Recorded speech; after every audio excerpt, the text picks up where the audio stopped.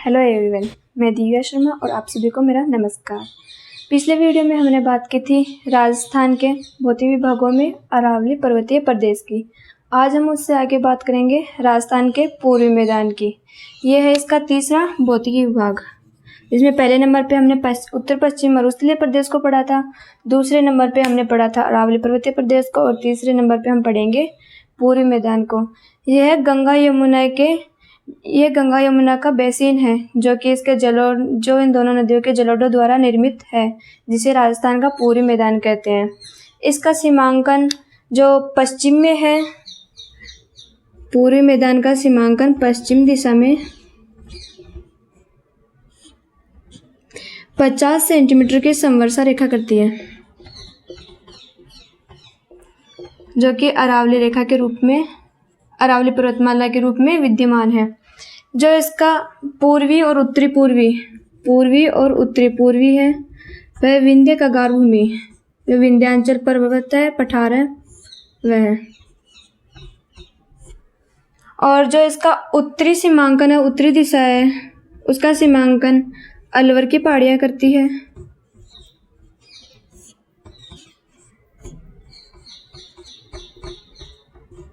यह हो गई अलवर की पहाड़ियाँ। और जो पूर्वी मैदान है, इसका दक्षिणी सीमांकन करती है भारत की महान जल विभाजक रेखा है, वह महान जल विभाजक।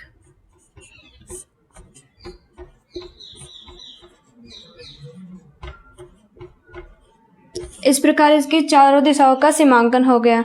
अब हम उत्तरी पूर्वी मैदान में आगे देखें तो इसका राजस्थान के क्षेत्रफल का, जो राजस्थान का कुल क्षेत्रफल है उसका 23%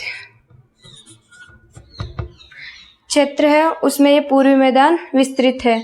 और इसी में राजस्थान की जो कुल जनसंख्या है उसकी 39% जनसंख्या पूर्वी मैदान में निवास करती है। 39% जनसंख्या। यह सर्वाधिक सघन आबादी वाला इलाका है। इसमें वर्षा होती है, वर्षा है इसमें 50 से 80 सेंटीमीटर के बीच। और जो हाड़ौती पठार के आसपास का इलाका आ जाता है उसमें 80 से 100 के बीच भी हो जाती है। इस प्रकार हमने देखा कि जो पश्चिम में वो 50 सेंटीमीटर की समवर्षा रेखा, उत्तर पूर्व में जो विंध्यांचल पर कगार भूमि आ गई और इसके उत्तर में अरावली की पहाड़ी आ गई, और जो दक्षिण में है वह महान जल विभाजक रेखा आ गई। यह एक गंगा और यमुना का बेसिन है, गंगा और यमुना।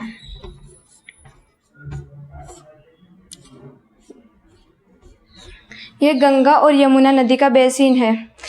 यह जो पूर्वी मैदान है यह पूर्णतया उपजाऊ है, और जो इसकी मिट्टी है वह जलोढ़ दोमट मिट्टी, इसकी मिट्टी है वह जलोढ़ दोमट।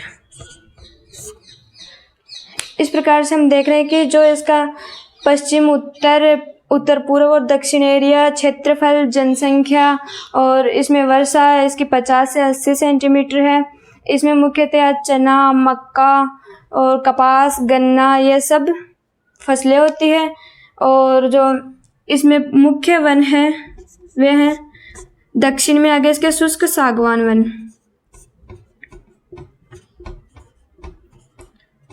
शुष्क सागवान वन आ गए। इसमें आ गया साल का वन, और इसमें बांस के वन भी सम्मिलित है पूर्वी मैदान में, जो कि 56 के मैदान में देखने को मिलते हैं। अब हम इसी में आगे देखते हैं जो पूर्वी मैदान है उसको मानचित्र पे। तो इसमें ये है 50 सेंटीमीटर समवर्षा रेखा का अरावली प्रदेश। ये आ गया यहाँ पे अरावली प्रदेश।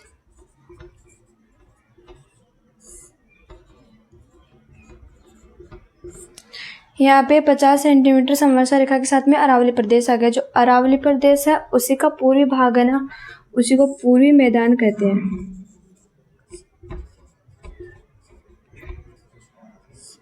पूर्वी मैदान में मुख्यतः कौन कौन से जिले आते हैं?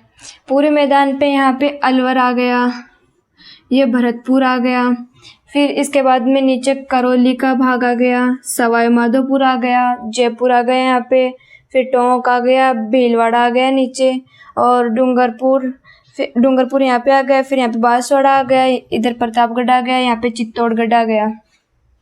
इस प्रकार ये आ गया चित्तौड़गढ़।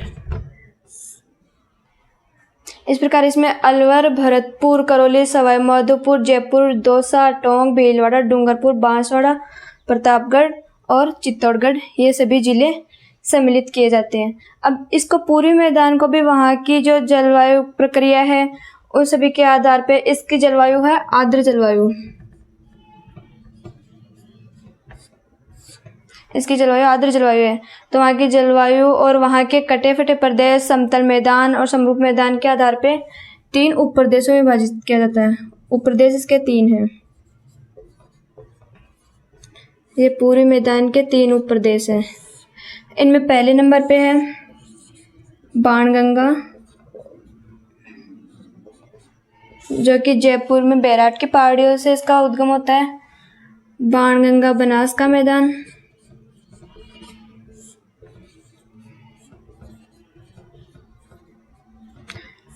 इसी में इसका दूसरा उपप्रदेश आ गया चंबल बेसिन। ये आ गया चंबल बेसिन। और तीसरे उपप्रदेश के रूप में मध्य माही बेसिन, जिसे हम लोग उपनाम से 56 का मैदान भी कहते हैं।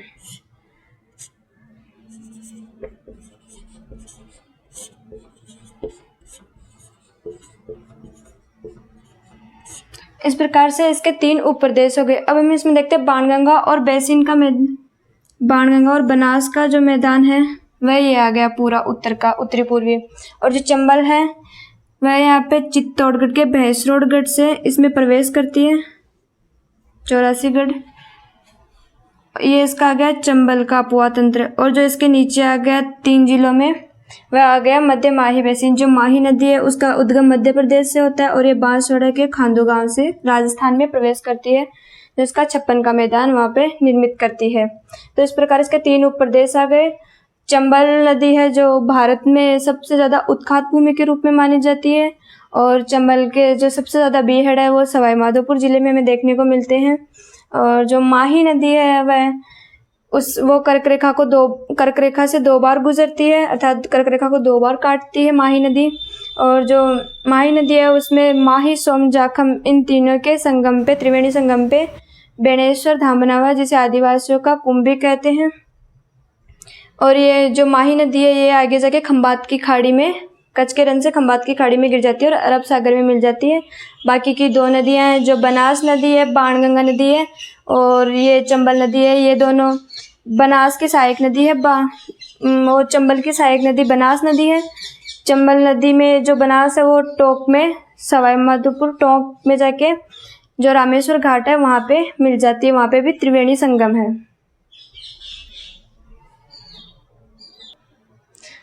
अब इसी में हम आगे देखते हैं कि जो पूर्वी मैदान है उसका पहला उपप्रदेश है बनास और बाणगंगा का मैदान।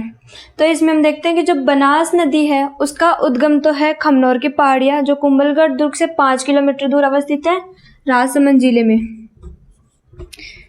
यह अवस्थित है राजसमंद जिले में। जो कुंभलगढ़ दुर्ग से 5 किलोमीटर दूर अवस्थित है खमनोर की पहाड़ियाँ, वहाँ से बनास का उद्गम होता है। और ये अपना अपुआ तंत्र बनाते हुए टोंक जिले में अपना अपुआ तंत्र बनाते हुए ये चंबल नदी में मिल जाती है रामेश्वर घाट के पास में। अब इसी के आगे देखते हैं बनास बाणगंगा बेसिन में जो बाणगंगा नदी है उसका उद्गम बैराट की पहाड़ियों से होता है, विराटनगर, जो कि जयपुर जिले में है।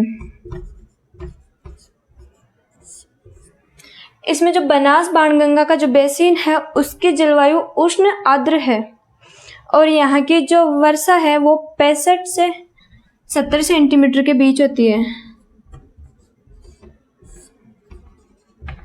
ये एकमात्र ऐसा भौतिक प्रदेश है जिसकी वर्षा प्रतिवर्ष वर्षा का औसत है वह परिवर्तित होता रहता है, क्योंकि यहाँ पे जो करौली का मैदान है उसमें उसकी जो पहाड़ियाँ हैं वो कटी फटी और कहीं ऊंची और कहीं नीचे, इनमें गर्त और जो कटी फटी ज़्यादा है और ये दूर दूर अवस्थित है।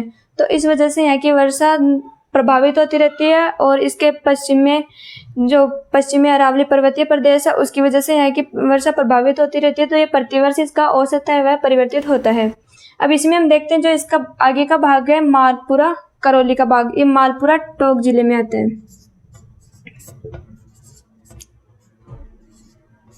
मालपुरा और करौली का मैदान, करौली के मैदान में जो उबड़ खाबड़ और कटी फटी जो मैदान है और जो पहाड़ियां हैं उन्हें स्थानीय भाषा में बागड़ कहते हैं।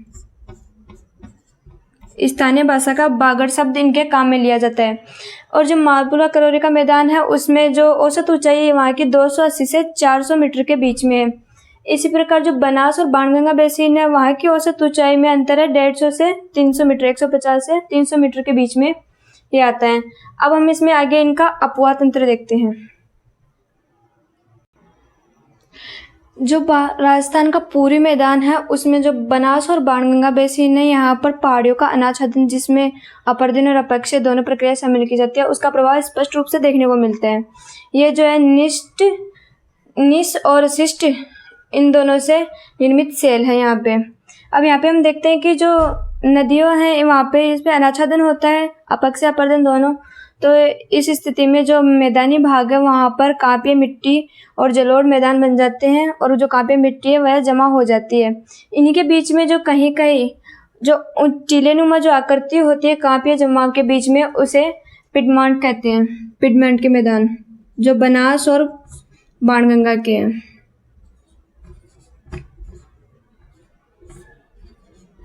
इन्हें पिडमॉन्ट मैदान कहते हैं। जो समतल मैदान के बीच में कहीं कहीं टीलेनुमा जो ऊंची आकृतियां देखने को मिलती है उन्हें पिडमॉन्ट मैदान कहते हैं। अब इसमें हम देखते हैं जो मुख्य अपवाह तंत्र है वह तो है बनास और बाणगंगा का। हमने पीछे देखा था बनास खमनोर की पहाड़ियों से निकलती है और बाणगंगा बैराट की पहाड़ियों से। इनमें इसकी सहायक नदियां हैं बेड़च, कोठारी नदी पे मेजा बांध बना हुआ है भीलवाड़ा में। जो डैन है, सोहाद्रा है, मानसी वोकल परियोजना है, धुंध है, बांडी है, मोरेल है, इस पे मोरेल बांध है, वागन और गंभीरी। यह सभी इसकी अपवाह तंत्र की मुख्य नदियां हैं जो सहायक नदियां हैं। और इनकी दो मुख्य नदियां बनास और बाणगंगा। मुख्य रूप से इसमें देखें तो हम यहाँ पर यह उपजाऊ प्रदेश है, सर्वाधिक राजस्थान का सर्वाधिक उपजाऊ प्रदेश है जो गंगा और यमुना के जलोढ़ों द्वारा निर्मित है। और इसके अपवाह तंत्र में यह बेड़च, कोठारी, डैन, सोहाद्रा, मानसी, धुंध, बांडी, मोरेल, वागन और गंभीरी नदियाँ देखने को मिलती है। अब हम इसी में आगे जो बनास बाणगंगा बेसिन है उसकी कुछ भौगोलिक विशेषताओं पे अपना ध्यान आकर्षित करेंगे। इसमें पहला है कि यहाँ पे अनाच्छादन का प्रभाव स्पष्ट दिखाई देता है, अर्थात अरावली पर्वतीय प्रदेश से जब बनास और बाणगंगा जैसी नदियाँ निकल कर आती हैं तो वे अपने साथ में अपर्दन और अपक्षय की क्रिया पूरी करती है और उसके साथ में वे सभी जो मैदानी भाग है उसमें आके जो कांपीय मिट्टी है उसका जमाव कर देती है जलोढ़ मृदा का। और इस प्रकार वह वहाँ की जो भूमि है वह उपजाऊ हो जाती है। यहाँ पे पिडमॉन्ट मैदानों की अवस्थिति सामान्यतः देखने को मिलती है। ये प्रदेश है जो कृषि के लिए बहुत ही उपजाऊ है।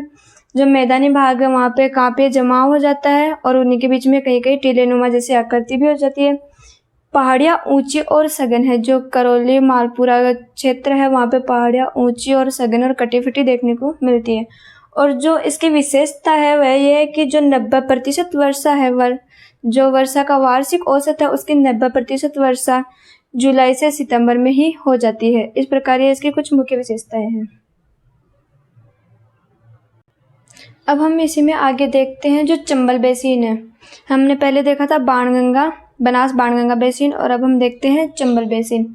चंबल बेसिन में चंबल नदी का उद्गम है वह मध्य प्रदेश की जो जानापाव पहाड़ियाँ हैं वहाँ से होता है, जो कि मध्य प्रदेश का जो मऊ जिला है, मऊ जिले के दक्षिण में, मऊ जिला का दक्षिण में जानापाव की पहाड़ियाँ जो विंध्याचल पर्वत श्रेणी के उत्तरी पार्श्व की ओर स्थित है वहाँ से जानापाव की पहाड़ियों से चंबल नदी का उद्गम होता है जो 616 मीटर ऊंचाई पे है। अब इसमें देखते हैं राजस्थान में इसका प्रवेश कहाँ पे होता है। चंबल नदी अपना मध्य प्रदेश में अपवाह तंत्र बनाते हुए राजस्थान में चौरासीगढ़ चित्तौड़गढ़ के पास में, चित्तौड़गढ़ जिले में जो चौरासीगढ़ है उसके पास में प्रवेश करती है। यहाँ पर ये एक जलप्रपात बनाती है जिसका नाम है चूलिया जलप्रपात।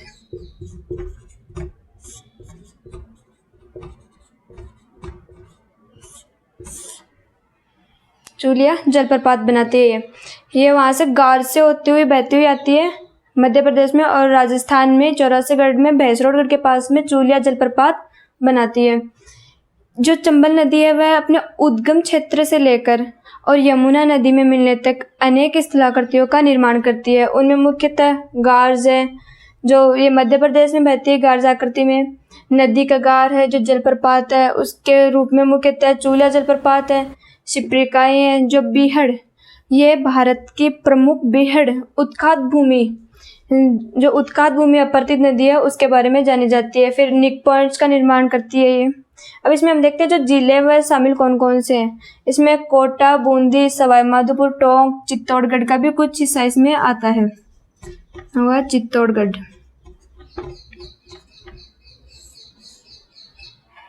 इसी के निकट कई वन्य जीव अभ्यारण्य भी निर्मित है। अब इसमें हम देखते हैं कि जो बीहड़ प्रभावित क्षेत्र है वह कितना है, तो ये है 4500 वर्ग किलोमीटर, जिसमें सवाई माधोपुर में सर्वाधिक बीहड़ पाए जाते हैं। उसके पश्चात हम बूंदी को ले सकते हैं। उसके पश्चात हम जो कोटा, बूंदी, जो सवाई माधोपुर है ये सर्वाधिक बीहड़ों के लिए विख्यात है। और जो चंबल बीहड़ पट्टी है ये 480 किलोमीटर में कोटा से लेकर बारा तक विस्तृत है। जो चंबल बीहड़ पट्टी है इसमें सर्वाधिक बीहड़ पाए जाते हैं, जो कोटा से 12 जिले तक विस्तृत है और इसकी लंबाई है 480 किलोमीटर। इसमें हम देखते हैं कि जो ये 4500 वर्ग किलोमीटर का एरिया है, इसमें जो बीहड़ है वह सवाई माधोपुर में जिलों में सर्वाधिक पाए जाते हैं। उसके बाद बूंदी, और जो ये कोटा है इसे हम हाड़ौती क्षेत्र में पढ़ते हैं वैसे तो, किंतु यहाँ पर चंबल का मैदान जो है वह अवस्थित है। अब इसमें हम देखते हैं जो डांग क्षेत्र है वह क्या है। जो चंबल बीहड़ पट्टी है उसके दक्षिणी भाग में, चंबल बीहड़ पट्टी के जो दक्षिणी क्षेत्र है वहाँ पर खड्डे के रूप, जो डांग क्षेत्र है चंबल बीहड़ पट्टी के दक्षिणी क्षेत्र में जो ऊंची नीची पहाड़ियाँ हैं, जिनको स्थानीय भाषा में डांग शब्द जिनको कहा जाता है, डांग बीहड़, जो ऊंचे नीचे गर्त और जो टीलेनुमा आकृतियाँ हैं उन्हें डांग कहते हैं सामूहिक रूप से। अब जो खादर देखते हैं वो क्या है। खादर जो 5 मीटर से 30 मीटर तक की इनकी गहराई होती है, और ये जो खड्डेनुमा आकृति के जो बीहड़ होते हैं उन्हें स्थानीय भाषा में खादर कहते हैं। इस प्रकार से हमने चंबल बेसिन पढ़ा।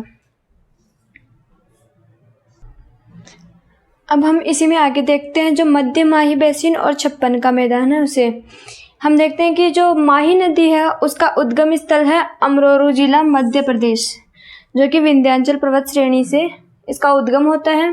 यह राजस्थान में प्रवेश करते हैं बांसवाड़ा जिले में खांडू गांव। बांसवाड़ा जिले का जो खांडू गांव है वहाँ पर ये राजस्थान में प्रवेश करती है। इसका विस्तार है वह डूंगरपुर, बांसवाड़ा और चित्तौड़गढ़ के दक्षिणी भाग में है। 3 जिलों को ये प्रभावित करती है। इसके अपवाह तंत्र में कौन कौन सी नदियाँ शामिल है ये देखते हैं।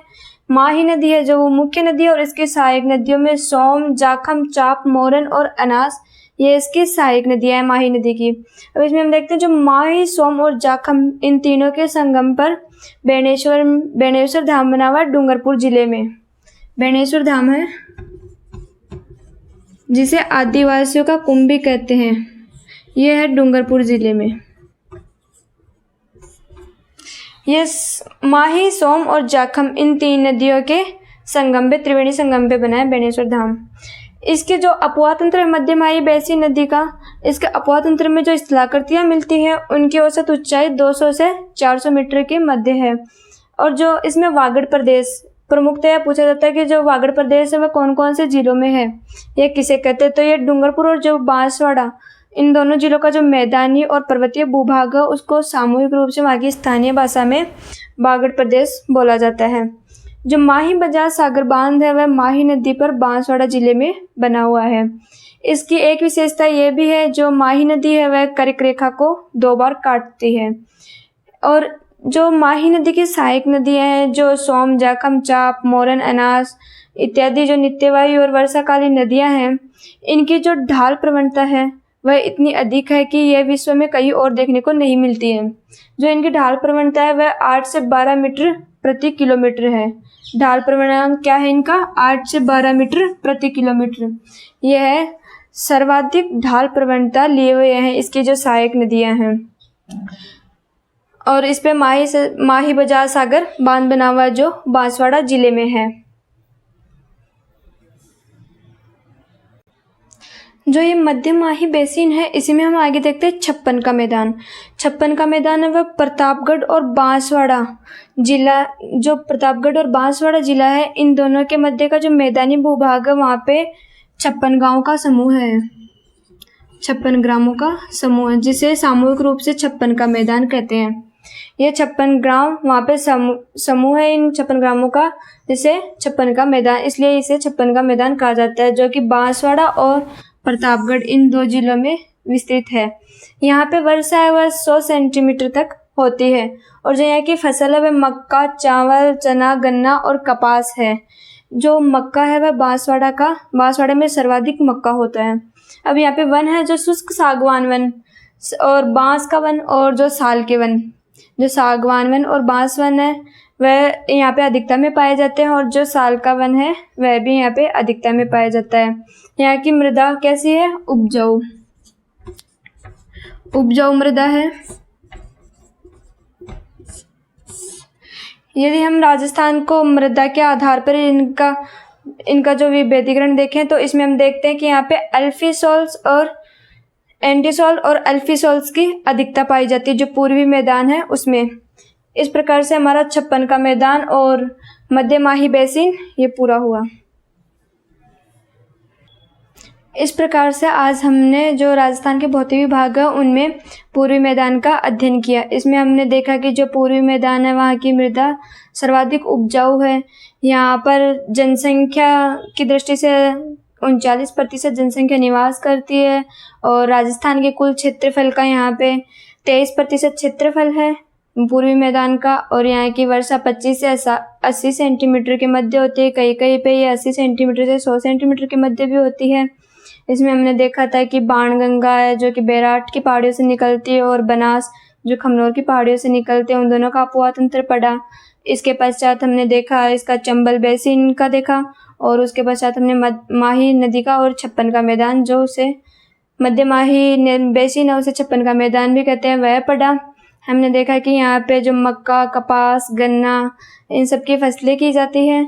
और जो काठल का मैदान है इसे, जो बनास है इसको वन की आशा भी कहते हैं, और जो माही नदी है इसे काठल की गंगा भी कहते हैं। काठल की गंगा जो माही नदी है उसके सारे जो प्रतापगढ़ की जिले का जो क्षेत्र आता है माही नदी के किनारे, उसे काठल का मैदान कहते हैं। वहाँ पे काठल जो स्थानीय भाषा शब्द है वह काम में लिया जाता है। इस प्रकार हमने आज पूर्वी मैदान का अध्ययन किया। मेरे वीडियो को ज़्यादा से ज़्यादा सब्सक्राइब, लाइक और शेयर कीजिए। Thanks for watching.